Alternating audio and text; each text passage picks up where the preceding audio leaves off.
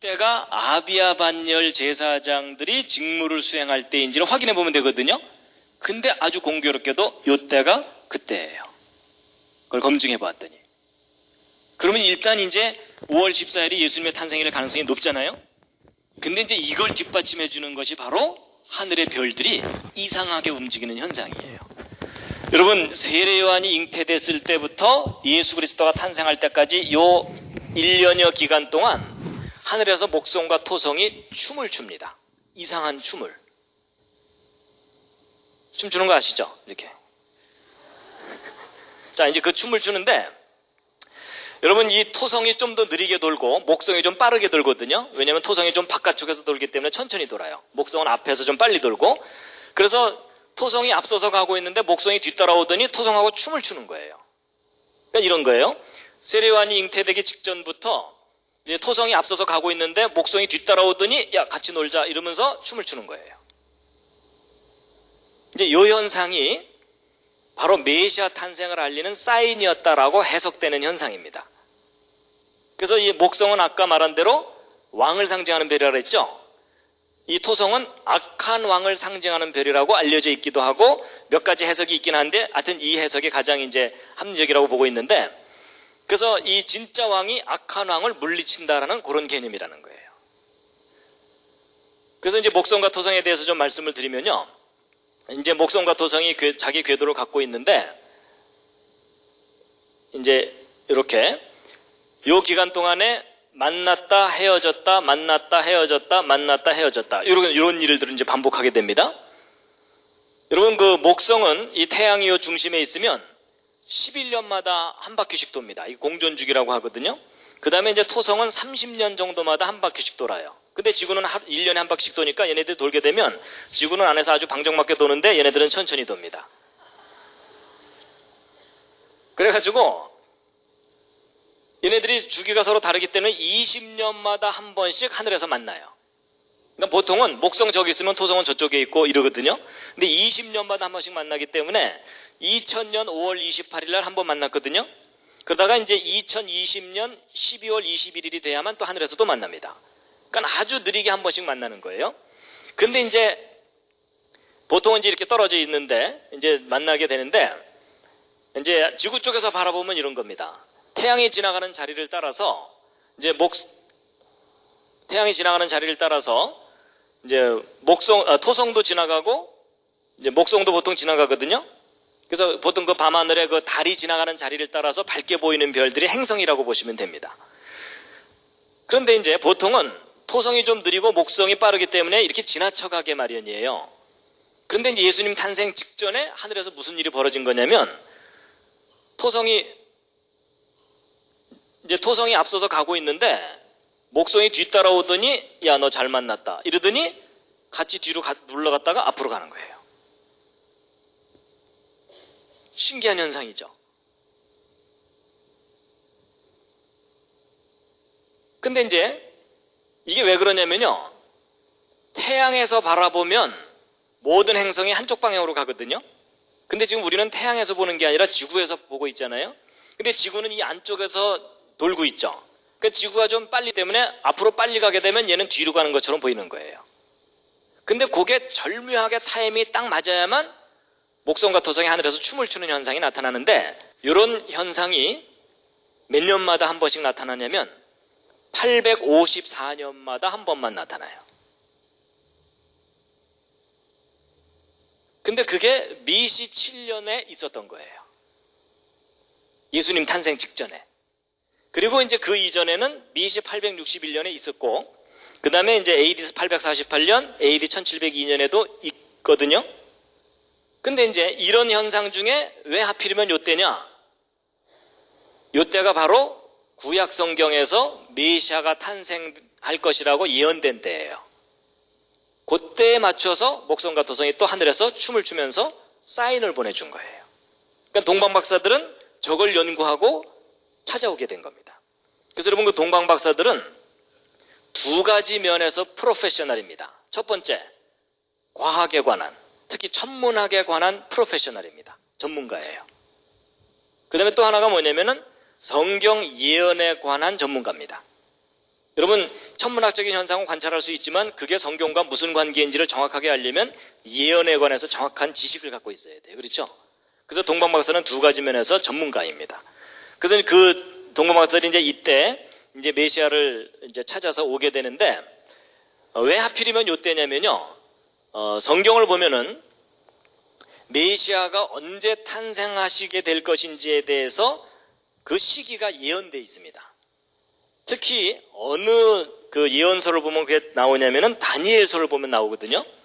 여러분, 그 다니엘이 남유다 왕국이 멸망당했을 때 바벨론의 포로로 잡혀가죠. 포로로 잡혀가서 그때 왕이 누구였냐면 바벨론의 느부갓네살 왕입니다. 근데 그 느부갓네살 왕이 꿈을 하나 꾸는데 이상한 꿈을 하나 꿔요. 신상 꿈을 꾸는데 한 신상을 보았는데 머리는 금이고 여기서부터 이 가슴까지는 은이고 거기서 무릎까지는 동이고 그 밑에는 철인데 발은 또 얼마는 철이고 얼마는 진흙이다 이렇게 돼 있죠. 그래서 이제 그 꿈을 꾸고 나서 아시는 대로 이 신하들을 불러갖고서 내 꿈 알아맞혀봐라 이러죠. 근데 아무도 못 알아맞추거든요. 알려주지 않는데 어떻게 알아맞추겠어요? 그래서 너희들 다 죽인다 이랬더니 그때 이제 다니엘이 잠깐 좀 시간을 달라 그런 다음에 그 꿈을 알아맞추고 해석까지 해줘요. 그 해석이 뭐였냐면 이 신상은 바벨론 제국 이후에 어떤 제국들이 나타날 것인지를 하나님께서 보여주시는 거다 이런 내용이었어요. 맞죠? 그래서 이 머리, 금으로 상징된 이 머리는 바벨론 제국이고, 그리고 바벨론 제국 다음에 그 다음 제국이 나타날 거고, 그 다음 제국이 나타날 거고, 또 네 번째 제국이 나타나게 될 텐데, 그 네 번째 제국, 그러니까 이 신상의 발 밑을 뜨인 돌이 하나가 내려와서 이 발 밑을 친다고 돼 있거든요. 그러면 이 금신상이 가루가 돼가지고 막 흩어져 버리는 내용인데, 그 뜨인 돌이 무엇을 상징하는 거냐면 메시아 상징하는 겁니다. 그래서 이 메시아가 네 번째 제국 때에 오게 될 것이다라고 돼 있어요. 그래서 첫 번째 제국이 바로 바벨론 제국이라면 그때 당시 이스라엘을 지배했던 이 제국들이 바벨론 다음에 페르시아, 헬라, 로마로 이렇게 변하거든요. 그러면 이 바벨론 제국으로부터 네 번째 제국이 로마 제국이죠. 그러니까 로마 제국 때에 메시아가 온다는 거예요. 그리고 좀 더 자세하게 말씀드리면 이 발은 얼마는 철이고 얼마는 진흙 이렇게 돼 있거든요. 그럼 이 철은 로마를 상징하는 거라면 진흙은 뭐겠느냐 하는 건데, 여러분 아까 그 헤로드 왕이 예수 그리스도가 탄생할 때 죽이려고 하죠. 자, 근데 이제 그게 이제 역사 속에서 무엇과 관계되어 있냐면요, 여러분 헤로드 왕이 혹시 어디 출신인지 아십니까? 일단 경상도는 아닙니다. 전라도도 아니고요. 헤로드 왕이 어디 출신이냐면 에돔 족속 출신입니다. 근데 에돔 족속이 그 조상이 누군지 혹시 아십니까? 에서입니다. 에서가 누구의 형이죠? 야곱의 쌍둥이 형이죠. 근데 여러분 재밌는 게 뭐냐면 야곱과 에서가 무엇을 놓고 서로 다투냐면 장자권을 놓고 서로 다툽니다. 근데 누가 장자권을 뺏어가요? 야곱이 뺏어가니까 에서가 야곱을 죽이려고 하죠. 근데 놀랍게도 그 상황이 예수님 때 그대로 일어나요. 여러분 에서의 후손이 헤롯이거든요. 야곱의 후손이 누굴까요? 예수 그리스도입니다. 그렇죠? 근데 야곱과 에서가 장자권을 놓고 서로 싸웠는데 이제 진짜 장자가 된 건 누구예요? 야곱이 장자가 됐죠? 그런 것처럼 예수님 때 먼저 왕으로 있던 사람이 누구냐면 헤롯이거든요. 근데 새 왕이 탄생했다 그러죠. 그러니까 이 왕이 새로 탄생할 왕을 죽이려고 하죠. 그게 마치 에서가 야곱을 죽이려는 상황과 아주 비슷한 상황이에요. 그때 야곱은 도망갔잖아요. 도망갔다 다시 돌아오죠. 그런 것처럼 예수님도 헤롯이 죽이려고 그러니까 어떻게 해요? 이집트로 도망갔다가 다시 돌아오죠. 상황이 참 비슷하게 닮았죠. 그래서 에서가 야곱을 죽이려고 했던 그 상황이 어떤 의미에서 보면 이 헤롯 왕과 예수님에 대한 예언이라는 겁니다. 메시아 탄생할 때 어떤 상황이 전개될지에 대한.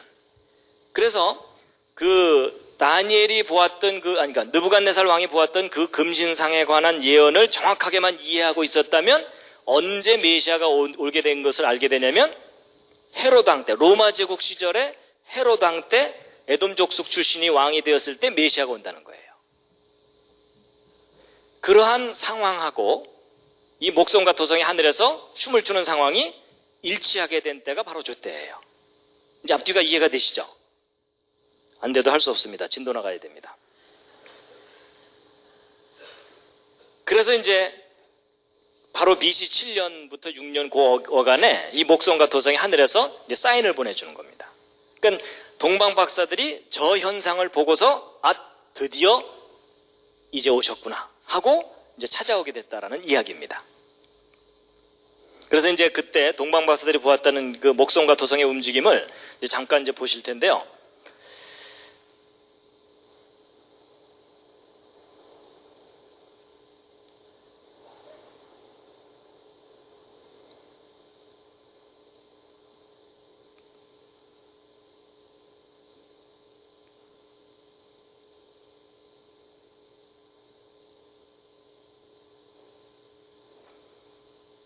자, 이것은 이제 언제냐면은 BC 8년 5월 14일이기 때문에 예수 그리스도 탄생 2년 전입니다.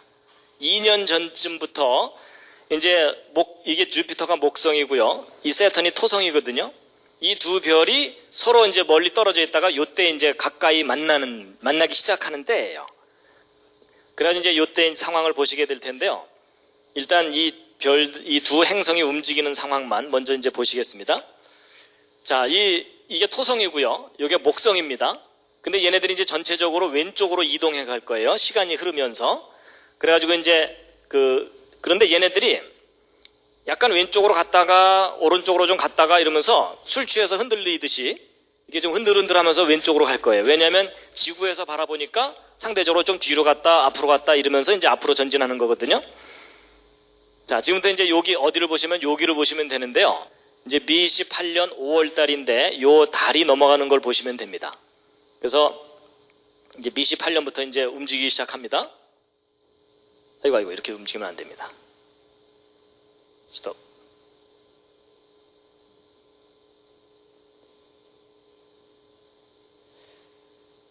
자, 이제 BC 8년부터 이게 9월, 10월, 11월 이렇게 되잖아요. 그래서 이제 목성이 드디어 이제 세턴에 가까이 가는 거예요. 다른 별들은 야, 쟤네들 만났다 이러면서 지나가는 거고요. 그래서 이제 주피터가 지나가는 듯 하더니 도로 뒤로 가는 거 보이시죠? 뒤로 갔다가 또 다시 앞으로 가는 거예요. 다른 별들은 야, 쟤네들 싸운다 이러면서 지나가고 있고요.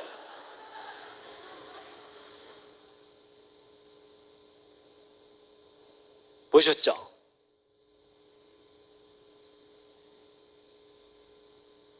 근데 이제 저 현상은요, 어느 날 밤에 둘이 이제 앉아갖고 자기야, 별이 참 예쁘지? 뭐 이랬더니 막 별들이 저렇게 움직이더라는 얘기가 아닙니다. 저런 움직임을 알아차리려면 1년 이상의 기간 동안에 매일 밤 저 두 별들을 관찰을 해가지고서 그래프를 그려야 돼요. 그래야만 저 별들이 신기하게 움직인 것을 확인할 수가 있습니다. 바쁜 사람은 못합니다.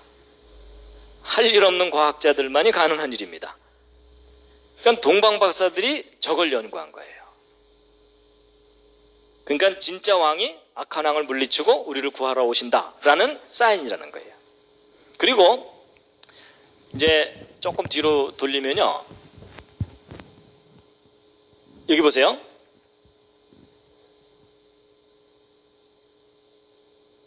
여기 지금 토성, 목성이 있는데 여기 비너스가 가까이 오죠. 이 비너스가 뭐죠? 그리스 로마 신화에서 여신이죠, 여신. 근데 그러면 저 비너스는 뭘 의미할 것 같습니까? 성경의 그 예언하고 관계해서 한번 생각해 보세요. 메시아 탄생할 때 어떤 상황에서 탄생한다고 예언이 돼 있죠? 보라, 처녀가 잉태하여 아들을 낳으니 그 이름을 임마누엘이라 하라, 이렇게 돼 있죠?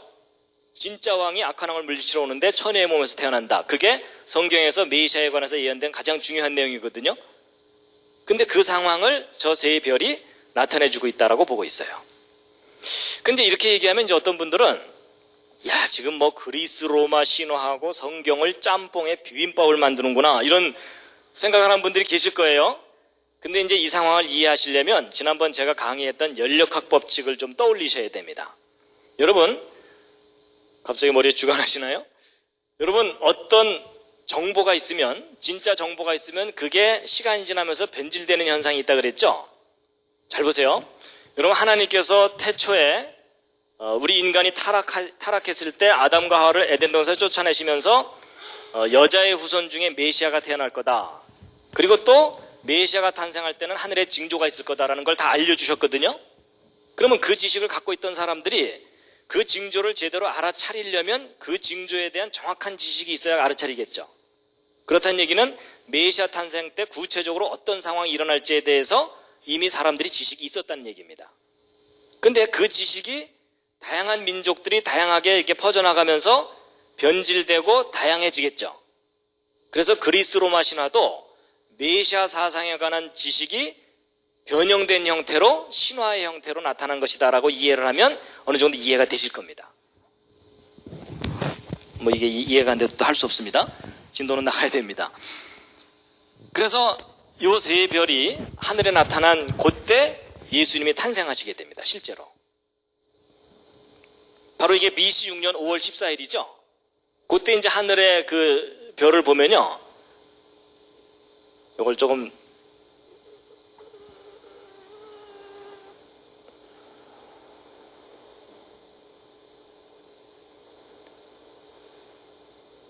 보세요.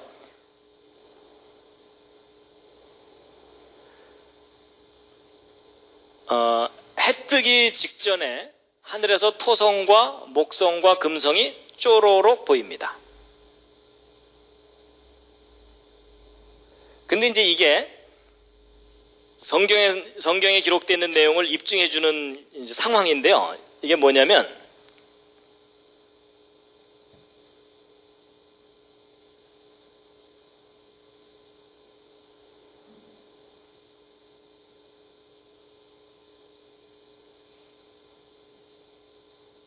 자, 보세요.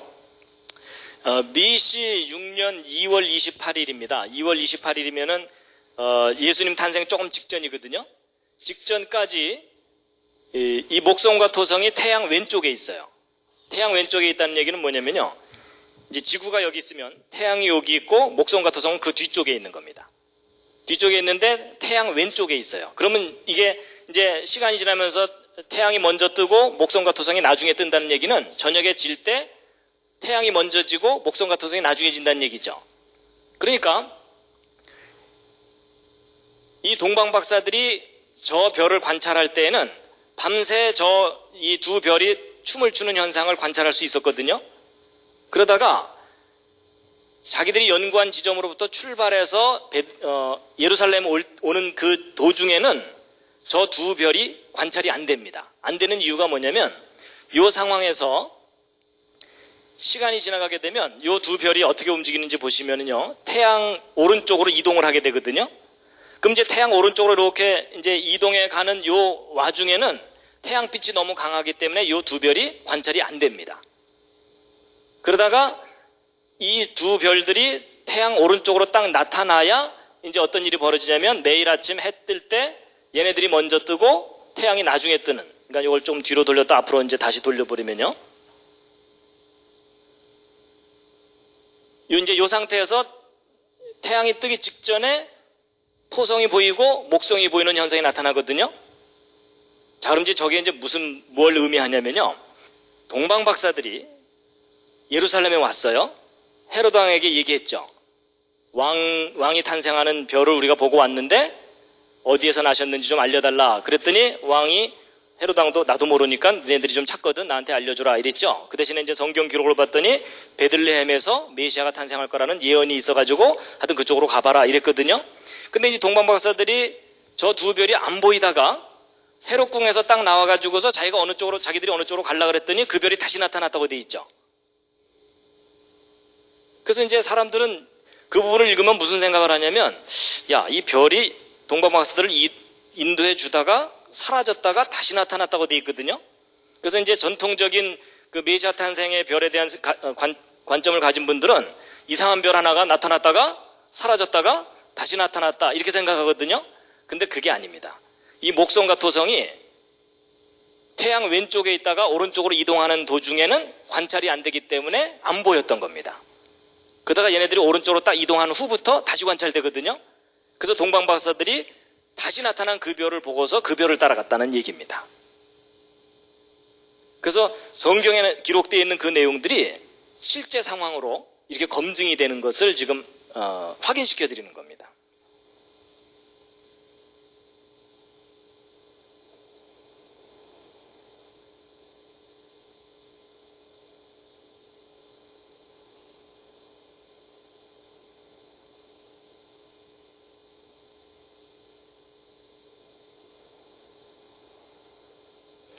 잠시 기지개를 한번 쫙 켜시겠습니다.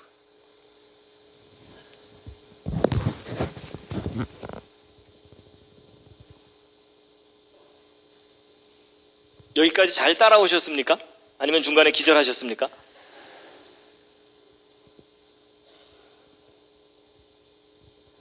지금 2000년 전에 메시아 탄생을 알렸던 그 별에